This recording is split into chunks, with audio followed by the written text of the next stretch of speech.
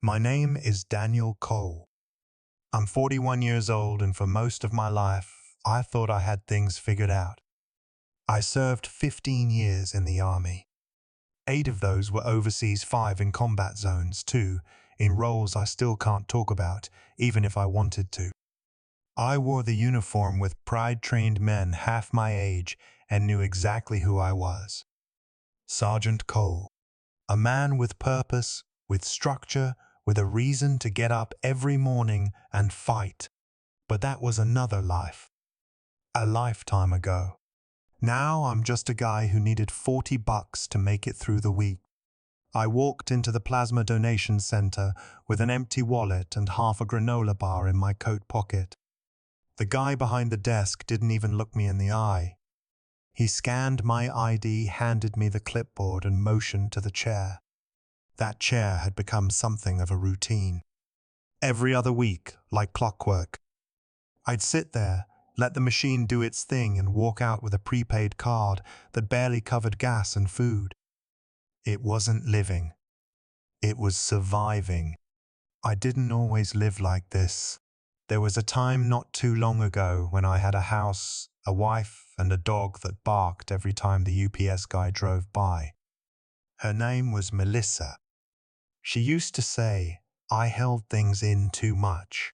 I needed to talk more about the dreams, the headaches, the way loud noises made me flinch even years after coming home.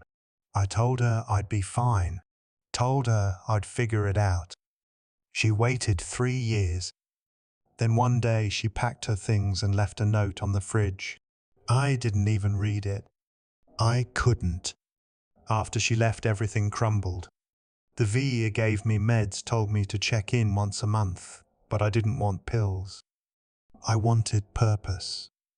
I wanted someone to tell me I mattered, but no one came. The phone stopped ringing. My inbox dried up. I sold the house, moved into a 1-bedroom near the highway, and started selling my plasma just to keep the lights on. I didn't think I was worth much anymore.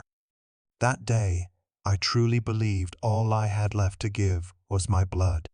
But then something happened. Something no one saw coming. Not the nurse, not the tech, not even me. They ran my blood like always, but the machine started flashing. Red lights, alarms. They stopped everything, pulled me into a back room. A man in a suit came in, introduced himself, and then said something that didn't make sense. He told me my blood wasn't ordinary. He told me it was valuable, really valuable. And then he said it. $9 million. I laughed at first. I thought it was some scam, some sick joke. But he wasn't joking. He had documents, charts, things I didn't understand. And just like that, in the span of 20 minutes, I went from being worth $40 to being a man whose blood was worth more than I'd ever made in my life. It was just another Tuesday. The kind that feels exactly like the Tuesday before it and the one before that. Same cracked sidewalk outside the plasma center. Same flickering fluorescent lights humming like they resented being awake too. The air always smelled like bleach and hand sanitizer, sharp and sterile, like it was trying to scrub the desperation out of the room. I knew every face behind the counter. Not by name, just expressions. The bored receptionist. The quiet nurse with the faded tattoo on her wrist. The tech guy who always looked like he was one shift away from quitting. We were all just passing the time. They called my name. I walked in, sleeves already rolled up. The room wasn't full yet. Maybe 4 or 5 other donors were already plugged in. Some had headphones. One guy was asleep.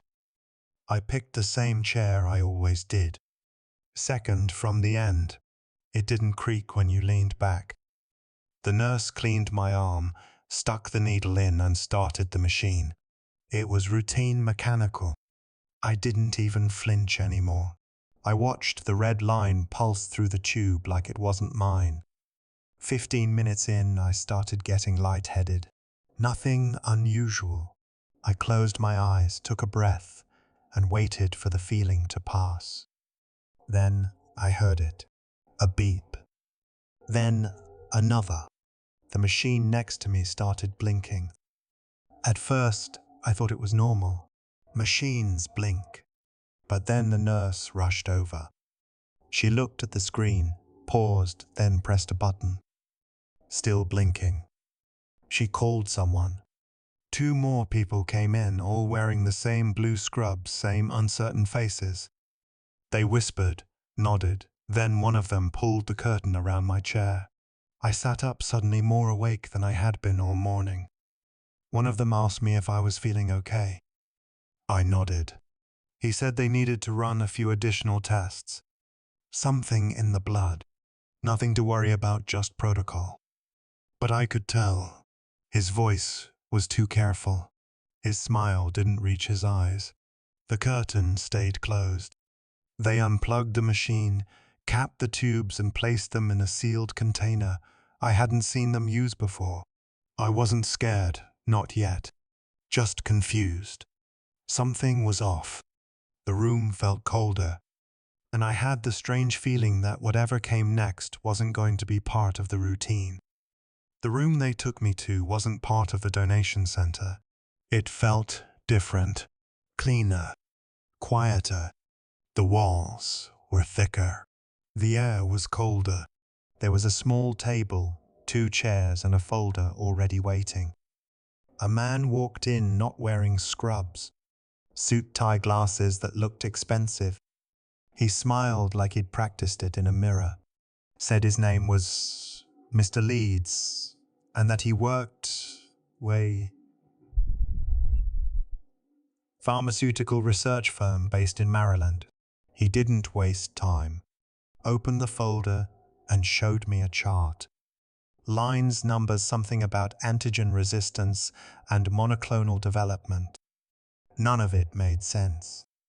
Then he paused and said something that made my stomach drop. He told me my blood had triggered an alert in their system. Something about an antibody marker that hadn't been seen in over 30 years. He asked if I'd ever served in the Middle East. I nodded, still trying to make sense of what I was hearing. He asked if I remembered being near an old weapons site in 2003 somewhere near Fallujah.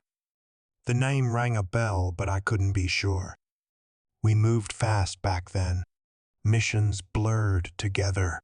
I remembered the sand, the heat, the way the wind carried dust that stuck to your tongue.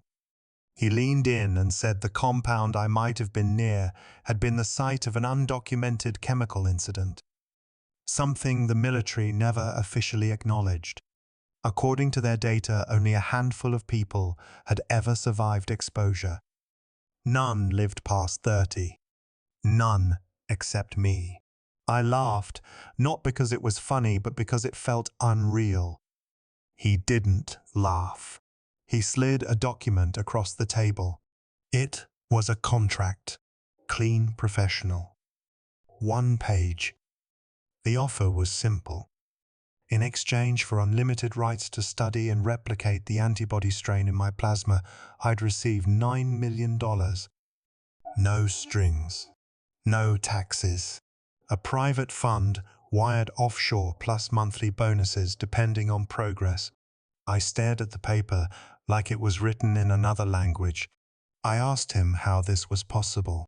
He said they'd been searching for years, said people like me didn't exist anymore, said I was a medical anomaly, a miracle, and that my blood could be the key to a new line of defense against nerve agents, even future pandemics. It didn't feel real. I kept waiting for a camera crew to pop out, for someone to yell that it was a prank. But all I saw was that folder's calm face and a pen waiting for my signature. I didn't say yes. I didn't say anything. My thoughts were spinning too fast. All I could think about was how just that morning I was worth $40. And now somehow I was worth $9 million. Or maybe more. I didn't go straight home after the meeting. I drove around for almost an hour, taking left turns without thinking, circling neighborhoods I hadn't seen in years. My mind was a mess. Every time I tried to focus that number, 9 million flashed in my head like a billboard I couldn't shut off. But underneath it all was something else, a feeling I couldn't shake. Like this wasn't new. Like a part of me had always known something was off. By the time I made it back to the apartment, it was already dark. I didn't bother turning on the lights. Just walked straight to the hall closet where I kept the old boxes. Stuff from before the army. Stuff I hadn't touched in years. One box had my high school yearbooks. Another had a stack of old birthday cards from a time when people still sent those. But it was the third one that stopped me. It was heavier than the rest. The lid didn't fit right, like it had been opened and closed too many times. On top, taped to the cardboard, was a yellowing note written in block letters. For Danny, in case they ever come. I froze. I hadn't seen that handwriting in over 20 years. It was my uncle's. He raised me from the time I was 8 until I left for basic training. Retired army medic. Quiet man. Smoked too much, cursed like it was punctuation, but he never missed a school play. He died the year I came back from my first tour. Heart attack, they said. But even back then, something about it hadn't felt right. I sat on the floor, hands shaking, and peeled the tape off the lid. Inside was a smaller metal box, the kind that looked like it belonged in a war movie. I opened it and found files all labeled with numbers I didn't recognize. There were photos, too. Some of me as a kid hooked up to Eves I didn't remember. A few of them in uniform standing next to men with blacked-out name tags. And at the very bottom, wrapped in a Ziploc bag, was a letter addressed to me. I didn't open it right away. I just stared at it, my pulse loud in my ears. Something told me whatever was inside that envelope was going to change everything.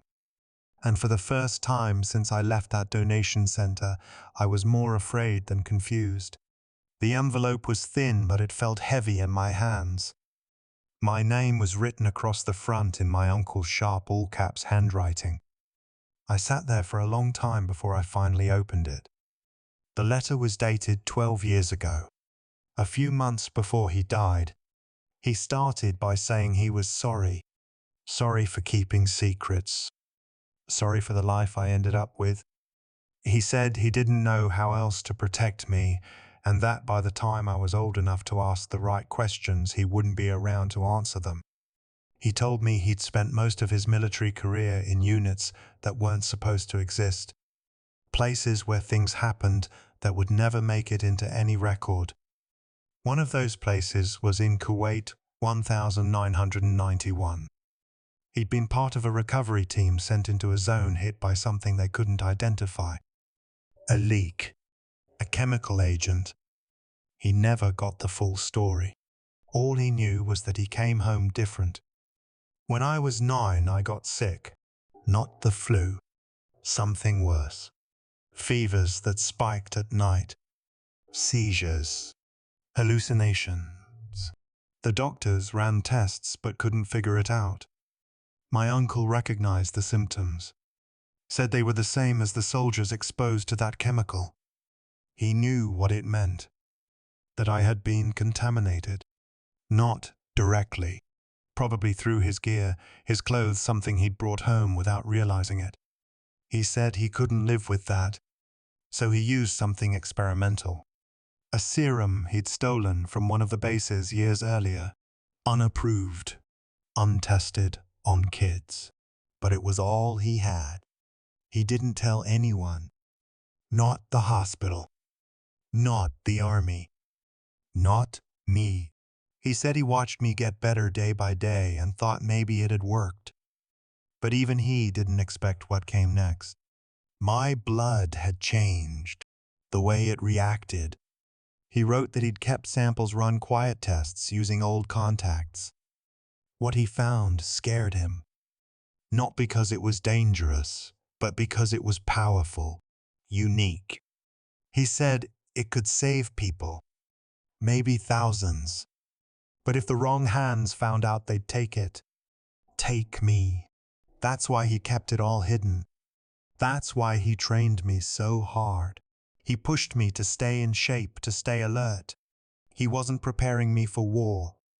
He was preparing me to survive something else. I read that letter twice, then 3 more times. Each word felt like a punch to the chest. Everything I thought I knew about my life cracked open. I wasn't just a veteran with scars. I was the last piece of something bigger, something buried deep in the past. And suddenly that man in the suit made a lot more sense. 3 days after I read the letter they came. Not in black vans or helicopters. Just 2 men in grey suits standing outside my building like they belonged there.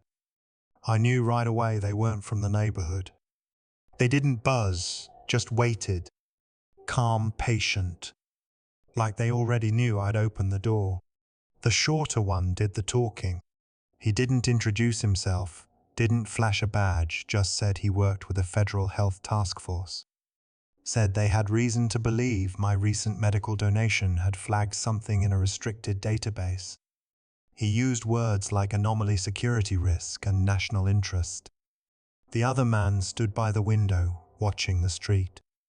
I asked if I was in trouble. He smiled and said, "Not at all. In fact, quite the opposite. They offered me protection, a new apartment, a new name if I wanted it, full medical coverage, monthly checks, all tax-free, all off the books, all in exchange for my discretion. They said this wasn't about me. It was about what I carried. They couldn't have made it public. Too much at stake. Economies, policies, and global stability." I didn't even respond. I just sat there staring at their briefcase, wondering if it had a gun or a pen inside. After they left, I locked the door and sat on the floor. I couldn't stop shaking. My instinct screamed, this was bigger than some research deal. I wasn't just a subject anymore. I was a liability, the kind that didn't stay breathing for long if the wrong people got nervous. I started noticing things. A car that parked across the street 3 nights in a row. A man with earbuds who always seemed to be walking behind me at the grocery store.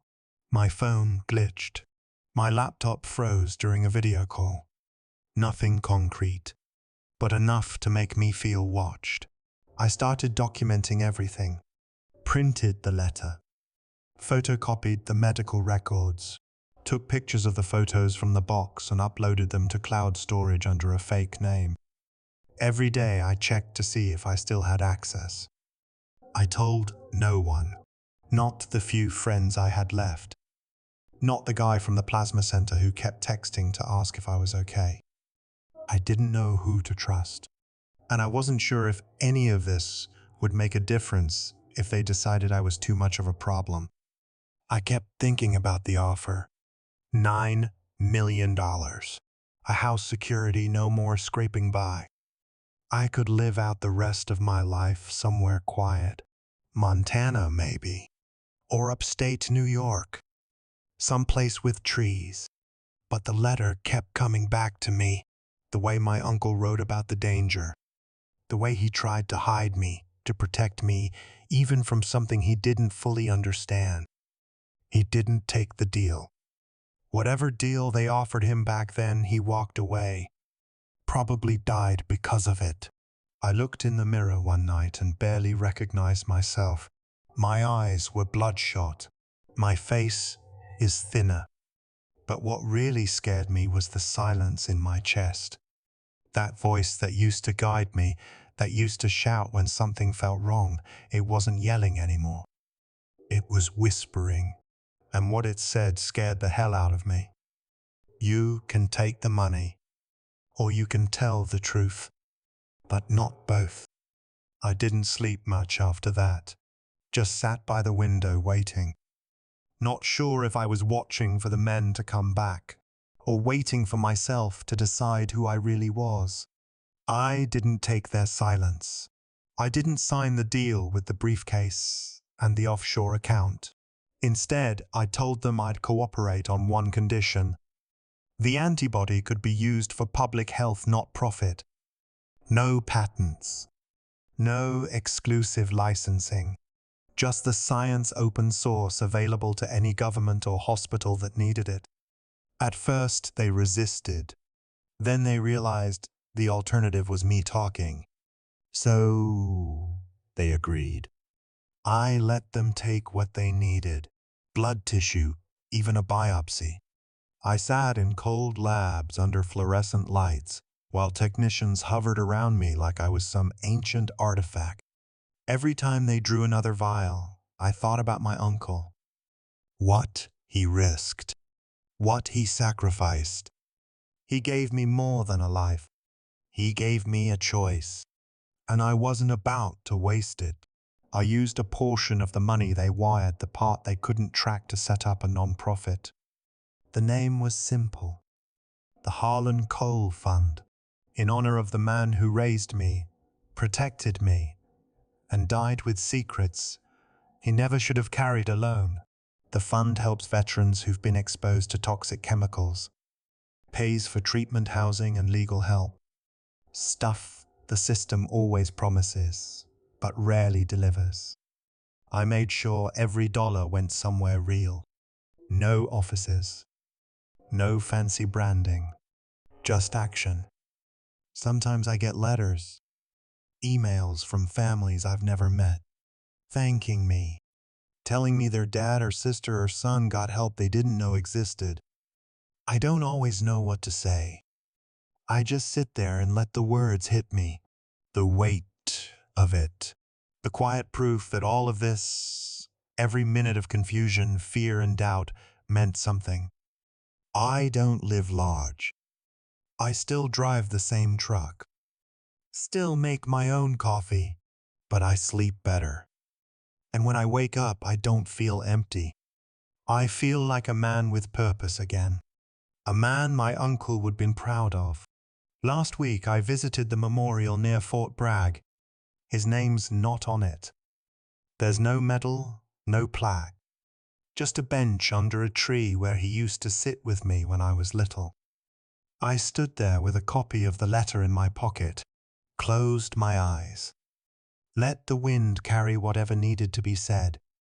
I used to think all I had left was blood. But that blood wasn't meant just to keep me alive. It was meant to save someone else. Maybe even the world.